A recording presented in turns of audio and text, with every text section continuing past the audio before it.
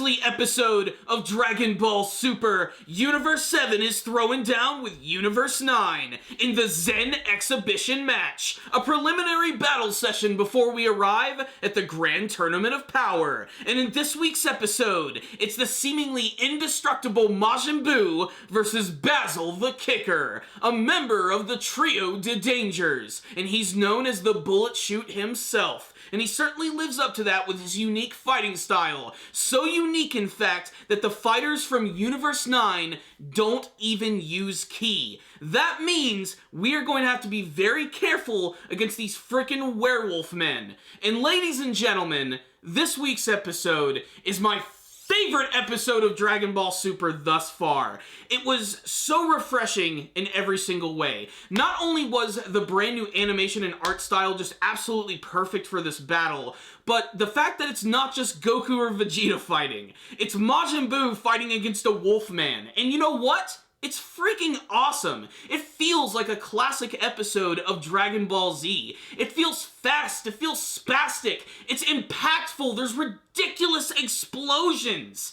It's just perfect. This is what I have been waiting for since the very first episode of Dragon Ball Super. And don't get me wrong, I like a lot of the other classic episodes from the series. In fact, I still think next to this episode, some of my favorite fights in the series are the very first time that Goku and Hit fight and Vegeta versus Majeta. But this one right here just had some great production value behind it. And frankly, it was just a lot of fun to watch. Not only that, but more teasing from some more of the brand new characters who are going to be appearing in the future Tournament of Power arc. So let's just soak this one in and talk about all of the awesomeness this week. While this episode is incredibly fun, it's also kind of predictable. I had a feeling that Majin Buu was just going to absolutely wipe the floor with this guy, and it does eventually get to that, but Basil the Kicker is one hell of a competent fighter. The fact that they don't actually have ki is really important because it means they're not going to be able to sense their movements as easily. They're basically relying on like their very own animal instincts, which leads me to believe maybe they're using some sort of mystical animal ki from the universe that they exist from. Speaking of which, let's just talk about some of the higher-ups from Universe 9 for a second before I get into the actual battle.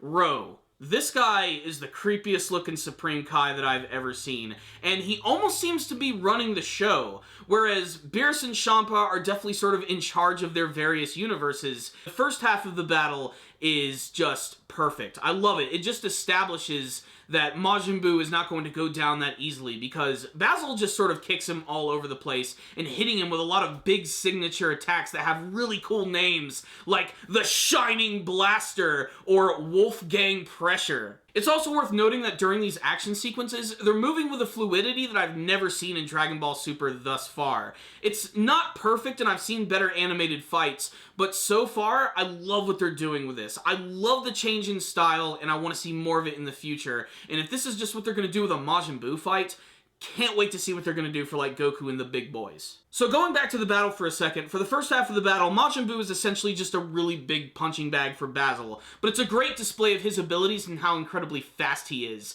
I love the fact that he focuses on kicking. It's something really unique about him, and even his ki blasts come from his feet and from when he actually kicks at people, so I think that's really cool. And I love the scene where he's basically constantly kicking Buu in the face as he's hovering above him before he decides to finish him off with another big blast. It's great, and it's really impactful when you have that one shot that actually plows right through Majin Buu. But we all know that he's going to regenerate, and he does, which completely freaks out Universe 9, Basil included, and that's when they decide to have another one-on-one battle, where Buu starts to get the better of him, being able to use a lot of ridiculous techniques, like stretching out his legs and arms. I especially love when he gets right up in Basil's face. He basically just repeatedly smacks both sides of his head with his giant freaking arms, kind of JoJo styled, if you know what I mean. It's at this point that Basil decides to take this mysterious drug, which basically just pumps him up and makes him really fast, and this is when the battle just gets frigging insane. And honestly, like I said, this is what sold the episode for me, was just the absolute speed and ferocity of this part of the battle, especially because Basil does actually start to push Buu back quite a bit, constantly just obliterating him in the face, and even launching a big attack at him. By the way, there's one scene before the transformation where he actually does try to kick Buu with this big ki blast, blast, and Buu blocks it, and he ends up throwing it up towards one of the other gods of destruction, and lo and behold, it is the clown god of destruction, but luckily, one of the fighters is actually there watching, and he's covered with this mysterious cloak, and this is a character that everyone's been talking about ever since they released that very first trailer, and at first I thought it was probably going to be that weird gray alien that's fighting against Goku in the intro. It's actually a character by the name of Toppa, who has a big bushy mustache, who you can actually see in the intro, and if you look around online, they just released some brand new images of this character, and for him to just so effortlessly take that ki blast and throw it away, that was a really cool scene. I can't wait to see more of that guy in action, and it was a great tease for him. But going back, again, to Basil versus Majin Buu. The end of the battle is when things just really go over the top in terms of, like, the animation and the way that they're moving around, and I love that Buu actually manages to finish the battle by using a Kamehameha, the version that I remember I think he used originally against Super Saiyan 3 when he was copying all of his techniques.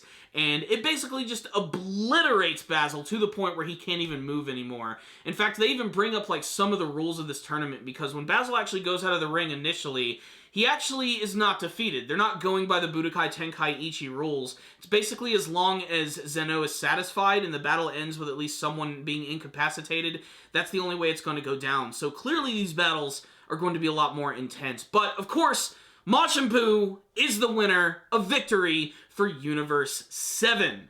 And next week is when things are really going to kick off, because Gohan is finally going into the ring again, and he's going to be going up against a suspender-wearing werewolf by the name of Lavender.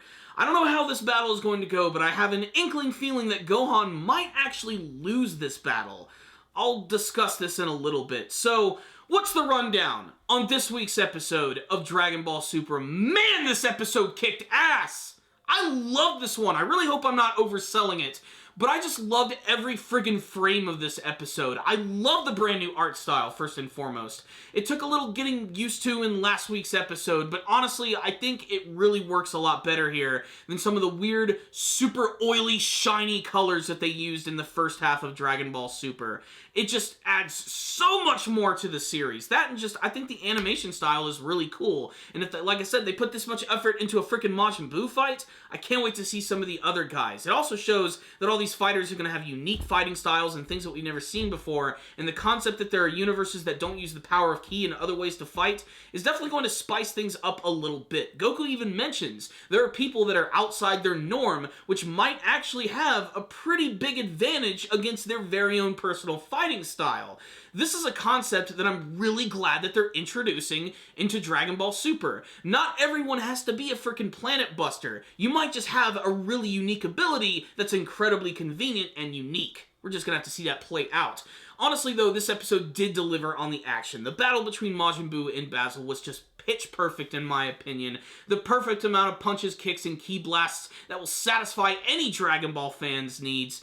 And it just looked really cool. That you could tell that there was like some spirit behind this one. Like, the animators gave a shit. They wanted to make something really entertaining for the fans, and I think they totally delivered on every single front. There were so many classic moments from this episode. Majin Buu actually having a really great battle again is something that I don't think I ever really told myself that I wanted to see, but after seeing it, I want to see more. I want to see more of what Majin Buu can do, and I'm glad that he's going to be a part of Universe 7's team, because that means we're definitely going to get another awesome fight with him. I also need to mention that next week's episode is definitely up there on my hype list. I cannot wait to see Gohan finally going back into battle. He now knows that he has to be serious in order to save Videl and Pan, and he's going up against a freaking suspender-wearing werewolf, which is ridiculous, but I think it's going to be fun. The previews hint that he is going to have some sort of weird poison-like ability, which leads me to believe that Gohan is actually going to lose this battle, and that way, the final battle is going to have bigger stakes behind it, with Goku actually having to come out on top and prove himself to Zeno. That's the only reason I can see this going. Otherwise, it might just end up being a big, clean sweep for Universe 7, which I honestly think would be a little more boring. Not to mention, if Gohan actually loses this battle, it'll be basically another reason for him to push himself and to become even stronger, realizing that he's a little rusty. He needs more work. He needs more training. I think that's honestly what's going to go down. But either way, I still think the battle is going to be incredibly exciting. He's going to be pulling out that Super Saiyan power, and I have a feeling that that's what's going to make him realize he has to rely on his mystic abilities, which are teased in the intro, and he'll have to go back to learning that style of fighting, and I think this is what's going to make that happen. It's just a little theory of mine. What I will say is, this week's episode was frickin' killer. I loved every single thing about it.